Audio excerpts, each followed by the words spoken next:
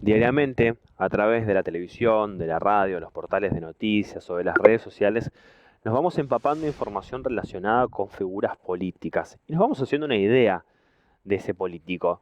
Pero en los próximos 30 minutos en modo avión vamos a tratar de conocer a la persona que está detrás de ese personaje, cuando pasan a ser un simple cotidiano. Él es economista y docente universitario. Está casado con Andrea, con la cual tuvieron 2 hijos. Desde hace 15 años que acompaña la gestión a Jorge Capitanich.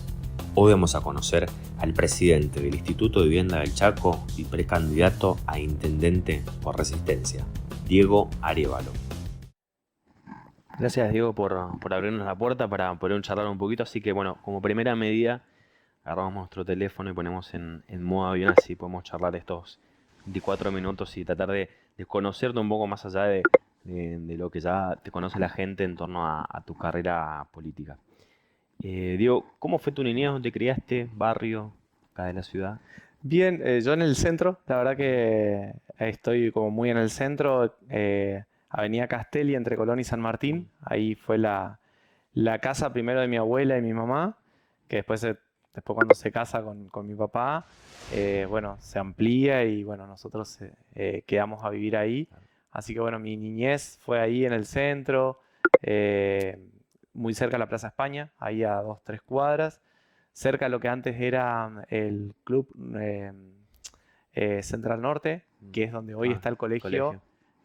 la 88 es donde está el ¿Dónde comercio, estaba comercio? Sí. y bueno, con algunos comercios así como muy, muy históricos, el almacén de Mariach en la esquina de Castel y San Martín, así que también, así que bueno, fue una infancia ahí, por ahí con mucho miedo porque es una avenida muy peligrosa, así que la bicicleta, la pelota y el juego en la vereda era como más complicado, digamos. Sí. Sí. ¿Y tus padres? Mis padres, bueno, mi mamá es docente, así que bueno, ella ejerció la docencia, hizo también las veces en biblioteca, trabajó en escuelas especiales, así que bueno, ella siempre tuvo mucha vocación, mucho vínculo, mucho contacto con todos los que eran los niños, los bebés, o sea, le sigue atrapando mucho eso. Eh, mi papá fue médico, así que bueno, con él teníamos un poco menos de contacto porque bueno, funcionaba mucho la urgencia, la emergencia, ginecólogo, no sé, no era tan común la cesárea o la cesárea programada o el nacimiento o Claro. el parto programado, sino que era el momento en que se iban dando el parto natural y entonces era cualquier horario, en cualquier momento. Y tengo los recuerdos como mucho tiempo fuera de la casa, trabajando en horas muy tardes. Así que bueno, la crianza fue mi mamá y mi abuela, mucho de mi abuela, digamos. ¿Sos de desconectarte el teléfono o es difícil? No, no, es difícil ahora. Soy de poco atender el teléfono, eso Mm. sí, porque en algún momento me genera la sensación de que no termino de conectar con nada de lo que estaba haciendo. O sea, entonces por ahí sí elijo alcanzar determinados niveles de llamada, desconectar, o sea, dejar de atender, tratar de resolver algunos de los problemas y después volver a conectarme, porque más que nada es eso, me genera la sensación de que atendí mucha gente y al final no le di ninguna respuesta a nadie, digamos. Claro. ¿Y cómo es tu casa, tu lugar en el mundo? O sea, en el lugar en donde estás con tu familia, compartís seguramente tiempo allí. Eh, Creo que fue un lugar de elección. Tuvimos la posibilidad de elegir dónde vivir. Elegimos vivir en un lugar con mucho patio. Era ese como el requisito, lo que buscábamos era un lugar muy amplio, de mucho patio, lo más posible alejado.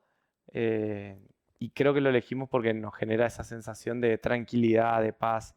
eh, y logramos, bueno, encontrar ese lugar. La casa no es tan grande, pero es lo que nos sirve, o sea, es el patio, es el ver el verde, ver la posibilidad de la naturaleza, así que aprovechamos mucho eso. ¿Y cómo fue la llegada de los chicos? La llegada de los chicos fue, bueno, nos casamos y la verdad que la primera fue una búsqueda muy, muy deseada, la del primer bebé, la de Bruno. Y bueno, nos costó, la verdad que en algún momento hasta sentíamos desesperación porque queríamos que pensamos que tenía que llegar antes y bueno, uno tampoco tiene por ahí la paciencia. Así que también cuando se dio ya, ya porque no esperábamos tanto. eh, y la verdad que bueno, que cambió la vida. Yo siempre cuento que la experiencia es, yo pensé quería tener un hijo, pero nunca pensé que el hijo me iba a cambiar la vida, o sea, tanto. Eso que dicen los padres, que por ahí cuando uno no es padre no entiende hasta que te pasa. Hasta que te pasa. Pero es en serio, era eso de sensación de sentir que tenés que llegar a tu casa, abrazar a un hijo, pasar horas con tu hijo, dejar de hacer cosas que son tuyas, que te gustaban, qué sé yo, de salir a caminar, a correr, a entrenar, a juntarte y, y elegir tus hijos. O sea, me parece que esa siempre es como muy, muy fuerte eso que se va generando.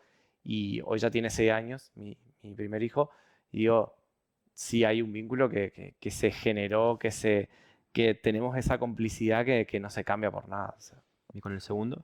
Con el segundo llegó menos pensado, pero llegó y bueno, la verdad que también, hoy tiene un año, apenas un año, así que bueno, también es otro carácter, es como otro hijo, nada que ver con el anterior, tiene todas las mañas, tiene un carácter impresionante, o sea, una postura, hasta un físico distinto.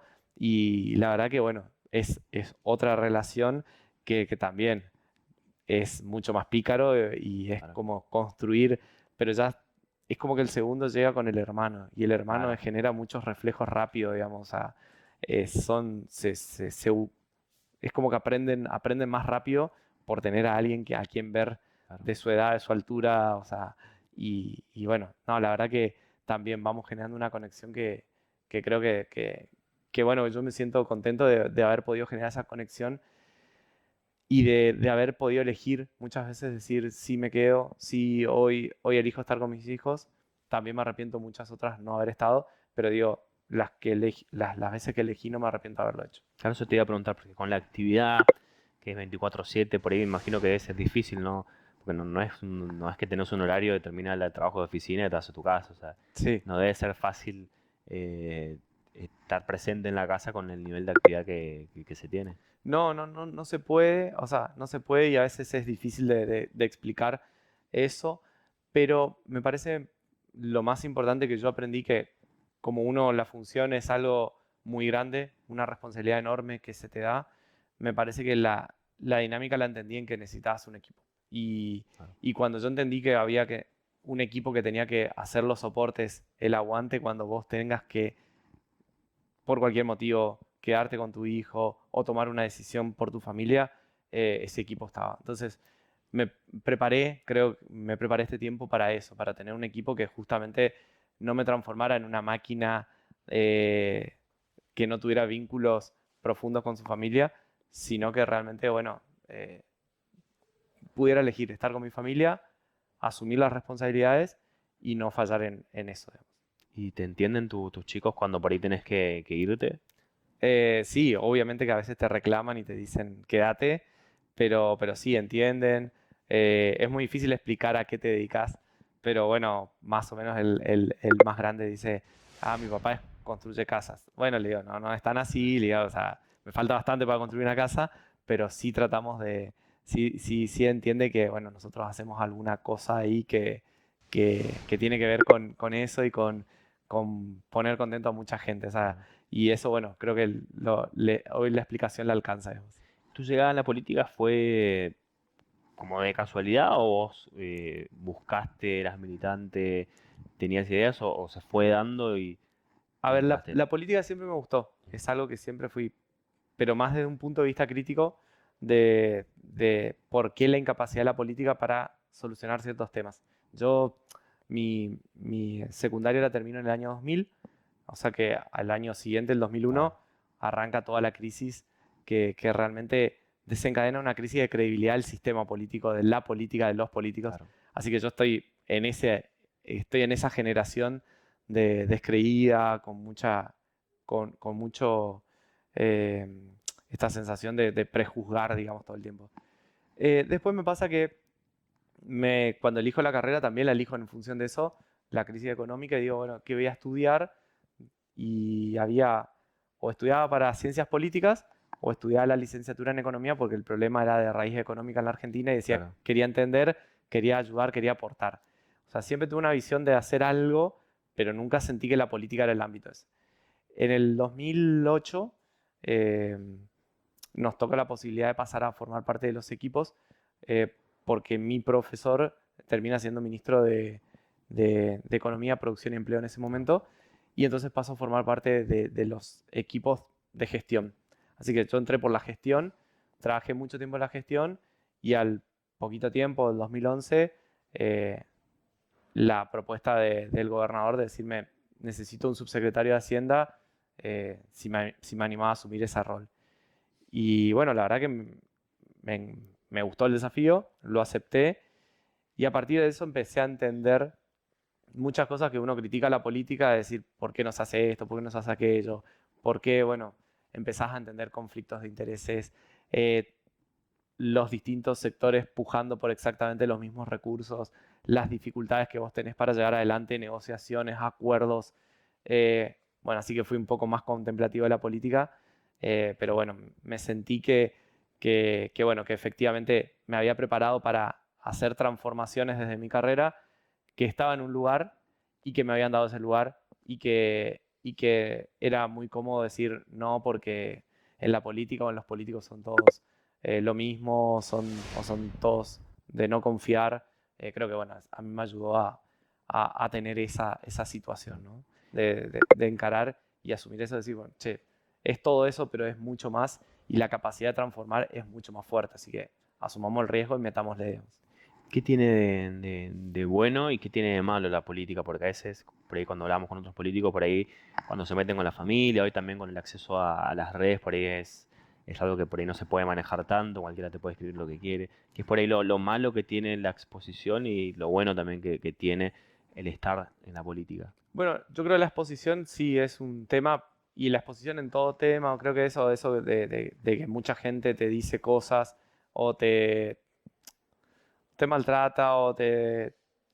eh, ¿Sos de ver, por ejemplo, tus propias redes y ver los comentarios? poco. Bueno, creo que es una autoprotección. Digamos, trato Claro, de no ver, trato también en mis redes de tener muy pocas fotos que tengan que ver con mi vida cotidiana o familiar, porque entiendo que son mis redes para transmitir, comunicar algo que esté vinculado a la política y a lo que yo hago. Entonces tampoco es el ámbito del medio para que yo cuente cuestiones de familia. Así que el que te sigue, en general te sigue por eso. claro. Yo creo que por ahí también hay un error de los políticos o de aquel que se dedica a las actividades que son de mucha exposición, de ir mostrando cosas que después vos mismo querés que no se hablen, digamos. Entonces me parece que yo en eso soy como muy cuidado. Eh, lo hacemos lo hablamos también con mi señora, es decir, la verdad que no hace falta. Eh, y después como cosa positiva, eh, creo que encontrarte con esta sensación de que mucha gente te reconoce por algo que hiciste sin saber que lo hiciste. O sea, que te dice, vos no sabés, pero a mi hija le tocó una de las casas que vos sorteaste. Y eso nos pasó hace muy Claro. poquito en una caminata y decía, "Ay, qué bueno", porque te contaba todo lo que cambiaba la vida de su hija a partir de que podía recibir esa casa. Entonces, por ahí esas cosas de la política tiene ese gustito de decir, Claro. estuve en el lugar y pude hacer algo, pude transformar algo, pude cambiar algo. Eh, Me pasó eso, me pasó en el banco que encontrás, che, ¿yo te acordás que el primer crédito que me diste, bueno, mirá todo lo que tengo ahora? Y decís, sí, bueno, valió la pena, por uno, por dos, por 10, por 100, por 1000, valió la pena. Y eso me parece que está bueno, porque cuando yo entré a la política esa era la idea. Che, yo quiero transformar y no sabía si la política era la herramienta para hacerlo. Y haber entrado a la política me confirma, después de este tiempo, después de encontrar estos testimonios, que sí, que no perdí el rumbo y que la política era la herramienta. ¿Tenés tiempo? ¿Hay tiempo para el deporte, para, ¿cómo se dice, ir a caminar, para hacer algo? Yo sé que a pesar de que estamos en campaña, debe ser un momento de casi no tener tiempo para esas cosas, Sí. pero en la rutina, en la diaria, ¿hay tiempo o no? Em, en la diaria, poco, la verdad, Mm, porque ahí sí te entra a jugar mucho las combinaciones de tiempo, familia, política. mm, Bueno, doy clases en la facu, entonces también la docencia. Y entonces, bueno, hay algo que tenés que ceder. Claro. Creo que hoy he cedido lo que es el deporte o la actividad física en general, digo, en general. Sí me arrepiento porque yo sé que es necesario, digamos. ¿Qué pasó con tu brazo? El año pasado tuvimos Uh, todo el año una con el brazo. frustración deportiva, es así, la verdad que fue una frustración deportiva. Digo, bueno, después de un año digo, vamos a hacer actividad física, esto que vos me decís, Claro. che, pongámosle las pilas, hay que hacer actividad física. Así que bueno, empezamos un partido acá, un campeonato interno del propio club, del Instituto de Vivienda. Y bueno, viste, cuando estás fuera de estado, fuera de todo, pego el salto, me desacomodan y caigo en el brazo y se me cae todo el cuerpo sobre el otro codo. Así que me, me, me corté los ligamentos y bueno, así que estuve con mucho tiempo para que se me desinflame, una operación para reconstituir ahí los ligamentos. Así que bueno, creo que por lo pronto no va a ser el No va a fútbol ser. algo que vuelva, digamos. ¿Y de chico jugabas al básquet? Al básquet, sí, sí, sí. De chico jugaba al básquet, eh, jugaba al básquet, al fútbol, hacía ajedrez, o sea, tenía muchas actividades así, pero lo que más me dediqué fue al básquet.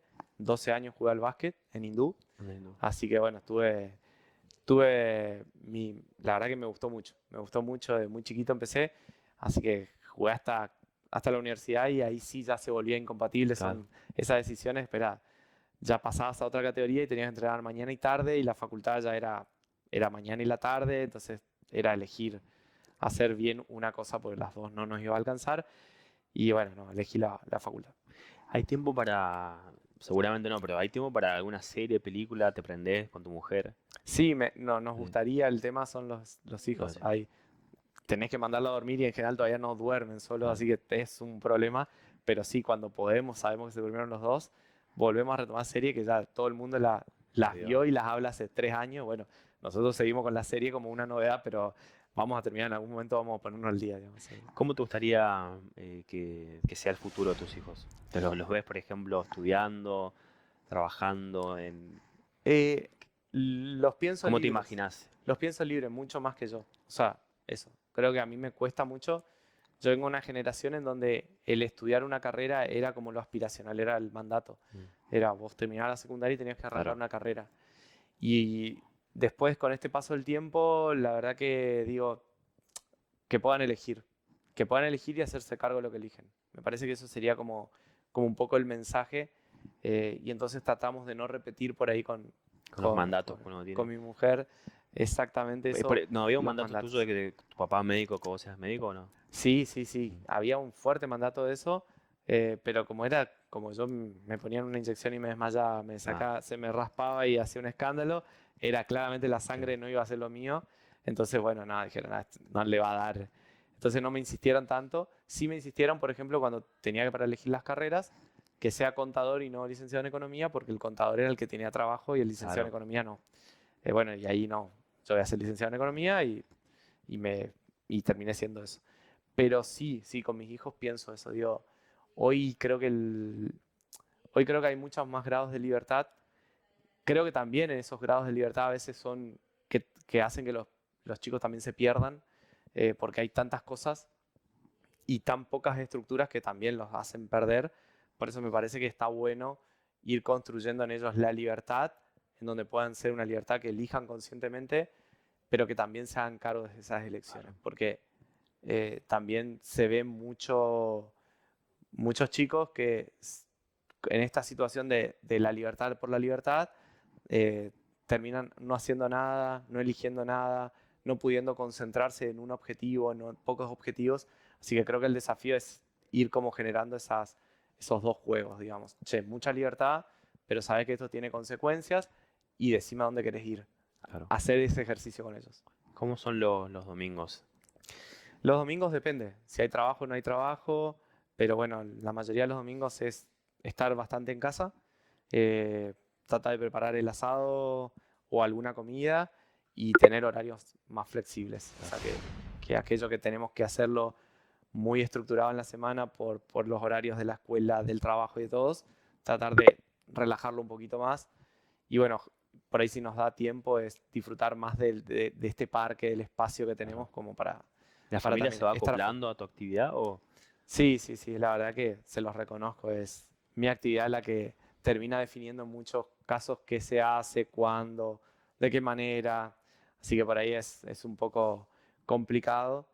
Pero bueno, hay por ahí, por suerte hay banca para eso, Claro. por lo menos todavía, digamos. Cuando te imaginas la ciudad o la provincia, ¿pensás también en tus hijos, en que sea una ciudad más segura, que tenga más oportunidades? Sí, sí, sí. Yo me imagino una ciudad que, si bien uno los piensa libres, siempre los piensa cerca. Entonces, eh, uno quiere que la ciudad funcione, que la ciudad siga evolucionando, que los desafíe, que sea una ciudad que los contenga, que les proponga. Eh, entonces, eso tiene mucho que ver en términos, bueno, qué empleos van a haber, dónde vas a vivir, cuáles son los lugares donde van a vivir tus hijos. A mí es una cosa que me preocupa, digo, una ciudad que ha crecido muchísimo, que tiene muchas dificultades para el acceso al suelo urbano, que cada vez la ves más caótica y no más organizada. Digo, a mí me desvela y creo que si hay algo que me motiva hoy es eso, digamos. Yo quiero una mejor ciudad para mis hijos y veo que mientras otras ciudades evolucionan, veo que Resistencia no, entonces es como que siento una, una cuestión ahí de un llamado y también de un desafío de decir, che, lo que viene para mí y para mis hijos, no lo estoy viendo que se esté encauzando para un Claro. lugar positivo. Entonces me parece que sí, el desafío es que sea una ciudad que los contenga, que les pueda dar oportunidades y que después obviamente puedan elegir irse o quedarse, pero que acá también encuentren las oportunidades, que no sea una ciudad expulsiva para adelante.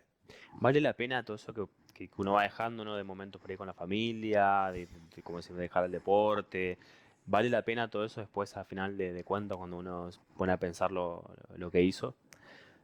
Yo no me arrepiento de las Mm. decisiones que fui tomando, o sea, creo que las decisiones que uno toma las toma en un momento, con un contexto, con una información dada. Por ahí puede ser la información incorrecta. Claro.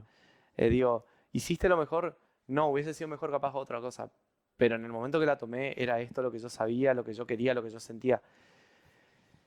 Si me arrepiento de cosas, sí, creo que hay cosas que las hubiese hecho distintas. Ahora, trato de no fijarme en que eso es determinante para adelante, porque digo, en el momento que yo tomé una decisión fue así. O sea, había esto, era este contexto, era esta situación, eran estas herramientas, era esto lo que me pasaba por adentro, por el corazón, por la mente, listo, o sea, lo tomé, ya está. Eh, y creo que todo el tiempo es un momento de volver a decidir. Entonces, me parece que yo no lo tomo como una cuestión de me arrepiento, sino digo, tengo instancias en volver a decidir. Bueno, hoy es otro momento donde vuelvo a decidir y digo, bueno, en esto, ¿cómo estoy hoy? Estoy así, tengo esto, quiero esto, tengo esta información que anda dando vuelta, bueno, listo, la decisión es por acá y bueno, acá vamos para adelante. Digamos. Un momento difícil que recuerdes contemporáneo no sé si en lo familiar o en la carrera, en la política. A ver, en lo familiar creo que la, la ida de mi papá a mí me generó como, mi papá tenía un carácter muy distinto al mío. Tenía algunas cosas parecidas, pero yo tengo unas cosas parecidas a la de él, pero él tenía un carácter mucho más confrontativo, era mucho más frontal, era mucho más pasional en el sentido de hacer y le gustaba la política, consumía política, vivía, me hablaba de Mm. política, nuestra relación era hablar de política, Claro. mucha política, eh, es más enfrentados, digamos, en términos, en la mayoría de los temas. Eh, y yo sentí que con él, por ejemplo, sí, era como que nunca pude estar conectado para acompañarlo en el momento, en todo lo que fue el trance de su enfermedad hasta que falleció, eh, o, no, o no pudo hacerlo de la manera que hubiese querido, ¿no? O sea, y eso es como algo que me generó o me genera todavía un poco de inquietud, así, de esa sensación de que hay algo que todavía no lo logro cerrar. Em, Se fue muy rápido, se fue de una manera que creo que muy cruel, digamos, una enfermedad muy cruel la que tuvo. Eh, y bueno, en el medio de todo eso es como que tenés que organizar un montón de cosas y de seguir como se puede, digamos. Y creo que todo eso va como como que un proceso digestivo muy lento que a veces no llega nunca a terminar. Bueno, siento todavía esas sensaciones, ¿Te digamos. quedaron cosas? Me quedaron cosas. Con... Me quedaron cosas. Me quedaron cosas, me quedaron cosas por llorar, cosas por decirle, cosas por hablar, cosas por enojarme con él, cosas por compartir, o sea, eh, y cosas que tam- también de acompañar. O sea, no sé si terminé de acompañar como hubiese querido, digamos. Y él era muy complicado también, o sea, yo soy muy complicado, él era muy complicado, o sea, que era como muy raro todo el tiempo. Pero bueno, creo que, creo que bueno, uno va sanando muchas cosas con el paso del tiempo y también con perdonar al otro, perdonarse uno mismo también. Bien, y esa relación con tu padre te hace replantear por ahí cosas con tus hijos? Sí, sí, sí, sí, a mí, yo cuando te decía, a mi papá no lo veía muy poco, recuerdo tengo eh, espacios fugaces de mi papá por ahí, por su actividad o por sus decisiones, por ahí ausencias en cumpleaños, en actos, en cosas que eran como muy importantes para mí, o que las veo. Bueno, yo eso creo que me lo planteé desde el primer día que tengo un hijo, digo, esto es importante. Claro, Hoy es el día del cumpleaños de mi hijo, yo tengo que estar. O sea, pero ahí tengo que estar. O sea, claro. digamos, y creo que, y me cuesta mucho, ojo, o sea, digo, soy una persona que digo, no, bueno, pero esto lo puedo compensar después y a veces tengo que hacer un esfuerzo enorme para decir, no, es hoy, es ahora, es con él, es con ellos. Bueno, y eso creo que sí, creo que fui como aprendiendo de mi papá y tratando de cambiarlo con mis hijos. Claro. Sos muy, se te ve por lo poco que hemos visto en las redes, sos como que muy cómplice con tus hijos. Sí, sí, sí, sí. No, no, somos cómplices. Creo que sí, somos muy cómplices en entender, en los juegos, y sí, tenemos en que logramos tener esa, viste, cuando se manda una macana a quien viene a contar, Claro, o vos ya le mirás la mirada y se empieza a reír y él solo sabe que dice una macana. O sea, tenemos esa complicidad que bueno, que yo creo que ahí siento que todo lo que dejé valió la pena. O sea, ahí es donde digo, sí, valió la pena, porque eso no, claro. eso se construye, es mucho tiempo. Son muchas de estas decisiones, decir no a un montón de gente, a un montón de actividades, a un montón de responsabilidades para decirme que me quedé, hoy estuve. O sea, entonces, creo que ahí sí, yo a Claro. mis hijos los llevo a la escuela, a mi hijo los llevo a la escuela, lo busco a la escuela.